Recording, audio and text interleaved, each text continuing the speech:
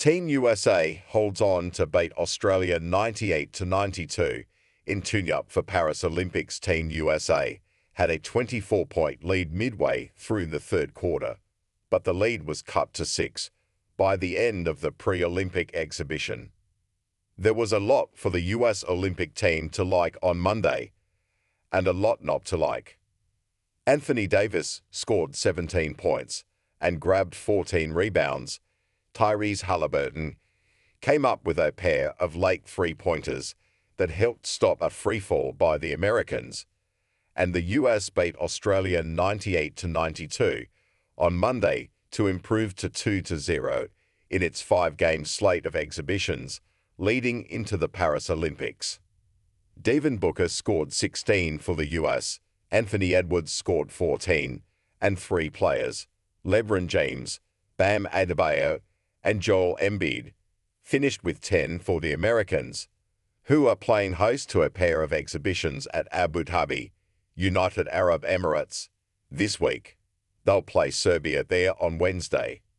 Jock Landale scored 20 for Australia, which got 17 from Josh Giddey and 14 from Dyson Daniels. The US led by 24 midway through the third quarter, yet saw that lead cut to 6 with 5:05 left after Australia went on a 39-21 run. But Haliburton had the next 6 points on his threes, pushing the lead back to 92-80. Australia cut it to 4 on 2 separate occasions, but Booker went 4 for 4 from the line in the final 8 seconds to ensure the US would escape. Third quarter, we started turning the ball over, US coach Steve Kerr said. We gave up a ton of points at the basket, back cuts, offensive boards, and so the game shifted. It's a good lesson for us. Better to learn that lesson now than later, and this will be a good tape for us to watch. But I give Australia a ton of credit. They were great. They fought. They were really physical. Took it to us in the last quarter and a half, and really made it a game. Second unit, again.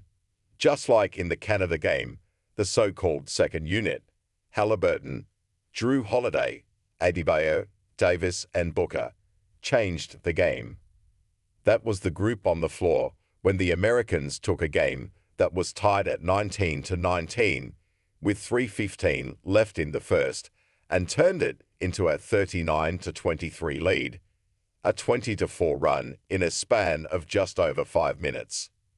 Kerr used that group as his starting 5 to open the second half, but it's become a clear trend already. When the US goes to its bench and can replace all-stars with other all-stars, it's just going to be a massive problem for opponents who don't have anywhere near that same level of depth. The strength of our team is our depth, and we have to utilize our depth, Kerr said. It's been something the Americans have used to their advantage in the past. Dwayne Wade led the gold medalist 2008 US Olympic team in points, even though he was 6th in minutes on that team and came off the bench in all 8 games. Turnovers. Here's the big trouble sign right now for the US. Turnovers. FIBA games are shorter than NBA games, 40 minutes instead of 48 minutes. That means there are fewer possessions and makes it even more imperative to not give the ball away, which the Americans did a lot. After committing 15 turnovers in last week's exhibition win over Canada, the US had 18 giveaways on Monday, and Australia used them to fuel the comeback effort, getting 25 points off turnovers in the second half alone.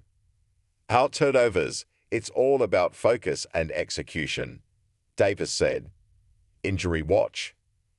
Kevin Durant missed his second consecutive game because of a calf strain, and with only one practice between games, it wouldn't seem likely that he plays Wednesday against Serbia either. Derek White, who arrived in Abu Dhabi over the weekend and got into his first practice with the team on Sunday, also didn't play. White replaced Kawhi Leonard, who deals with knee issues, on the US roster after the Americans determined last week that it wasn't in Leonard's best interest to play this summer.